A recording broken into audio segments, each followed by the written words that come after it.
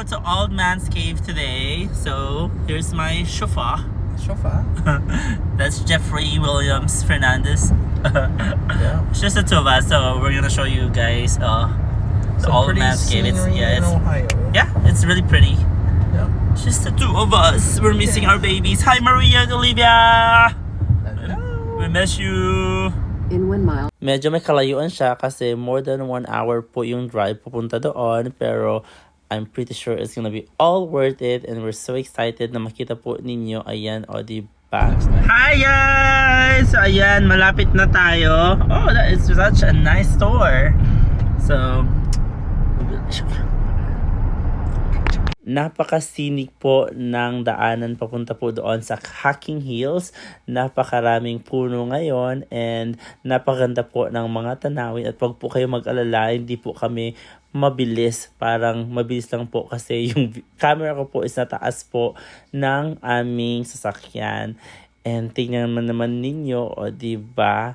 Walang masyadong katao-tao ngayon kasi nandoon na lahat sila. Oh, at nandito na tayo sa Hacking Hills State Park sa Old Man's Cave. Actually guys, hindi namin first time pumunta dito. Siguro pangatlo o apat na beses namin pumunta dito.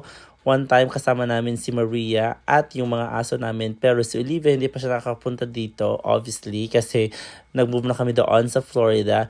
And guys, mind you, marami-rami tayong lalakarin ngayon. So sabi ko kay Jeff, kung sigurado ba siyang gusto po niyang magpatuloy kasi syempre we have to be very careful about his health. And ayan, diba? Drama-drama kami, parang bagong kasal.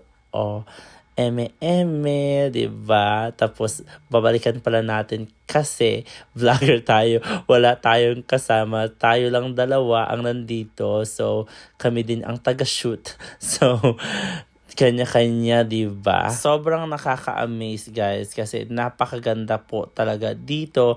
Ang sarap magmuni-muni but just be very careful kasi may mga daanan po na madulas kasi po sa tubig. Ayan si Daddy Jeff, may sarili din siyang vlog. Nag-vlog din siya. So, talagang todo, karir na karir, diba? Yan nga po yung konting falls dyan. And sabi ko nga po, dobleng ingat po pag bibisita po kayo dito kasi may mga parts po talaga na sobrang lalim at konting kamali lang po, malalaglag po talaga kayo. Since bakasyon na nga po ng mga bata dito sa US, medyo crowded siya kanina. Pero syempre, tinataon namin na walang tao para makapag-shoot kami ni Jeff kasi mahihain kasi si bakla. And again guys, paalala ko lang po sa inyo, si Jeff po ay nasa maayos po na kondisyon. Sa mga hindi pa po nakakapanood po ng full vlog namin kung bakit po siya napunta po sa hospital the other day, ay kasi po yun po ay ang colonoscopy niya po at endoscopy po niya at wala po kayong dapat po ipagpabahala kasi annual po na ginagawa po niya yun at ang endoscopy po niya is every 4 years. So ang colonoscopy po ni Jeff ay talaga pong dapat ginagawa siya annually kasi nga po mostly po ng large intestines po ni Jeff ay wala na po kasi nga po sa genetic disease po. So minabuti po nilang tanggalin yon para po i-prevent po ang kanyang pagkakaroon ng colon cancer. So, sa colonoscopy po niya ay may nakuha po sila 2 polyps. So, tinas po yon if cancer siya or not. And luckily, nakuha po namin kanina ang results and they are both benign. So, thank God for that. And napakaganda po ng bridge na po yan. Sabi namin ni Jeff, this is so cool but at the same time very dangerous kasi nga po wala po siyang railings. So, like what I've said, if pupunta po kayo dito, just be very careful. And also be mindful with your surroundings kasi baka mayroong mga ahas or mga iba pang eme na pwedeng makasakit sa'yo. Ayan, diba? Landi-landi ni bakla. So, we were very happy kasi nga po, nag-worry po si Jeff na kung nagkataon daw na may prostate cancer siya, pwede pong mag-spread po sa kanyang colon. And thankfully nga po, diba, wala naman po nakitang cancer doon sa colon niya. So, yun po isang kinagaan po ng aming mga kalooban. Less worry kumbaga, diba? At ang prostate biopsy po ni Jeff ay sa July 12 pa po. So, medyo malayo-layo pa. So, 4 weeks pa siya. Pero nagpa-schedule po kami ng consultation po sa Cleveland Clinic. So, pupunta po kami doon sa Wednesday.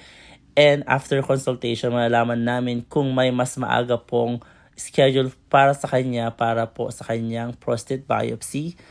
Pero wala siyang guarantee. So, hindi namin kinancel ang kanyang schedule sa July 12 sa Ohio State Wexner. Pero nagbabakasakali pa rin kami na sana makakuha kami ng mas maaga sa Cleveland Clinic. So, cross fingers, guys. What's up, baby? Hot baby. So pretty. I know. So pretty out there, guys. Yeah, I wish Maria and Olivia were here.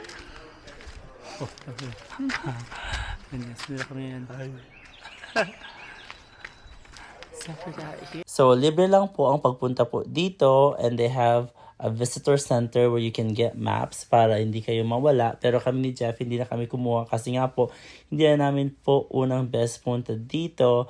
But I have to say na marami po kaming in-skip na parts kasi syempre nga, di ba, we have to make sure that Jeffrey is okay. And ayan nga po dito, oh, may little cave sila. And it was so nice. Pero mga iba na natakot, but I wasn't so scared. I'm so used to it na. But look at this beautiful views, guys.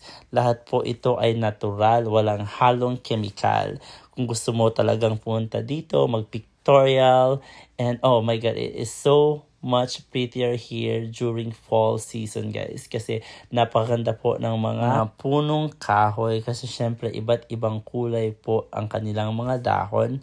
Pero sabi ko kay Jeff, my God, talagang mahihirapan tayo kung nandito si Maria at si Olivia kasi syempre, di ba, napakaraming lakaran at hindi po masyadong safe ang mga daanan for kids. And just imagine kung bit namin si Maria at si Olivia, di ba? O ayan, di ba? Sabi ko, mag-eme tayo dito.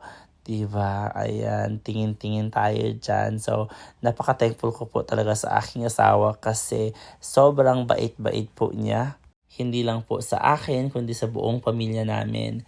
And sa mga bagong salta lang po dito sa aming page, matagal na po kami ni Jeff. Magti 10 years na po kaming kasal next year. Pero all in all, more than 10 years na po kami together. Sa mga gusto po kaming kilalanin pa, marami po kaming videos at mga posts na pwede po nyo yung bisitahin. At doon pa lamang po ay makikilala na po ninyo kami. Kasi we've been always so open naman po sa aming stories, sa aming pamumuhay, or sa aming buhay. Because we want to be an inspiration not only to the LGBTQ+ community, pero para po sa lahat-lahat po. Here, how's my baby? I'm okay. Are you tired? A little bit. Okay. Careful here. Yeah.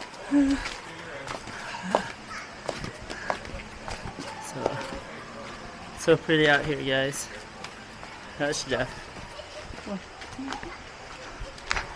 Should be easy here. Hi. Hi. That's the lower falls, guys.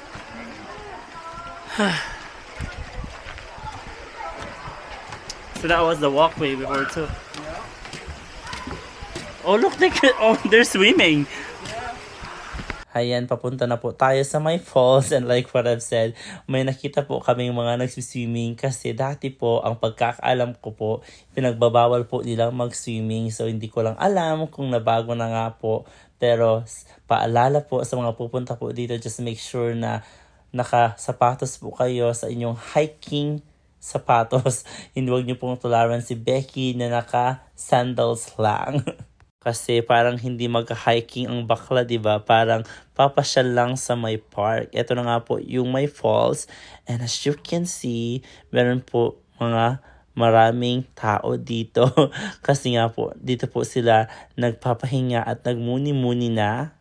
At gaya nga ng sabi ko, hindi ko alam kung bakit may mga naliligo today kasi ang pagkakaalam ko nga talaga ay bawal po. So ayan, nagpunta din tayo mas malapitan sa falls para makita natin. So ayan, nagandahan ako sa part na ito at hindi ko alam kung ano ang tawag. So kung alam ninyo, just let me know. Kaya natin yan binidyohan papunta sa my falls. At ayan na nga siya, guys. O diba, sabi ko nga sa inyo, diba, naliligo sila at sobrang lamig ng tubig. Hindi ko alam kung paano nila kinaya, pero sobrang lamig. Ayan, kailangan nating makakuha ng perfect shot. So, sariling sikap nga tayo. So, ayan, o diba, pose. Ayan. kunwari masaya tayo, charots. Pero masaya naman talaga tayo, guys. Kahit meron tayong mga pinagdadaanan, thankful pa rin tayo kasi nandito pa rin tayo lumalaban. Kahit miss na natin ang ating mga anak, tuloy lang natin. O, diba? Ayan, napakataas niyan, o, diba? Pero babalik ako para kunin ang aking camera kasi nga po, kami lang ng asawa ko ang nandito. Wala nang iba. O, di ba, imagine, di ba, napakaraming lakaran. So, sabi ko nga, dapat marami kayong energy pagpunta nyo dito. And make sure to bring your bottle water. At ang pinupuntahan namin at pinapakita ko sa inyo ay hindi pa ang kabuuan po ng Hocking Hills. Kasi marami pa pong part na hindi namin napuntahan. Pero sabi ko nga, di ba, medyo tumatanda na tayo. And we have to make sure that Jeff is okay. And you guys can always take a break naman kung pagod na kayo. And make sure you bring your water kasi wala pong tubig na pwede po inyong inumin sa daanan. So make sure talaga na stay hydrated kasi mapapalaban talaga kayo ng lakaran. We're going on the cave, guys. So let's ready our flashlight. Are you okay, baby? Yeah. Come on, let's go. Go ahead.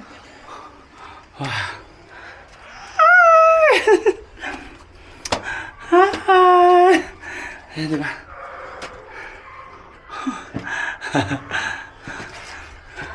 It feels so nice here. So cool. Yeah. So, this is the exit, guys. You know, as we get older, we get tired so easily, right? Oh yes, So that was a beautiful hike. it was. And yeah, Time to go home. I had to go home. Take a shower. Oh, you want to go home? Oh, well, Just want to go straight to Binyan area. Well, I'd like to shower. At ito nga po yung may view po sa bridge. Diba? Tingnan naman yun. Napakataas. So sabi ko nga, just be very careful pag bibisita kayo dito kasi napakadelikado. Malalaglag ka lang dyan. Ay, goodbye earth ka na. And bago po natin tapusin ang video na to, make sure you visit their shop. Kasi marami po kayong pwedeng bilhin dito ng mga souvenirs, may mga damit din sila, and so many more. And look at that guy, he looks so familiar, diba? Do you guys know him? Oh, that is my amazing husband. And of course, meron silang vending machines. And ayan, meron din silang museum para po makita po ninyo ang history po ng Hocking Hills. If you wanna use their bathrooms, this is the place, guys. Ayan, diba?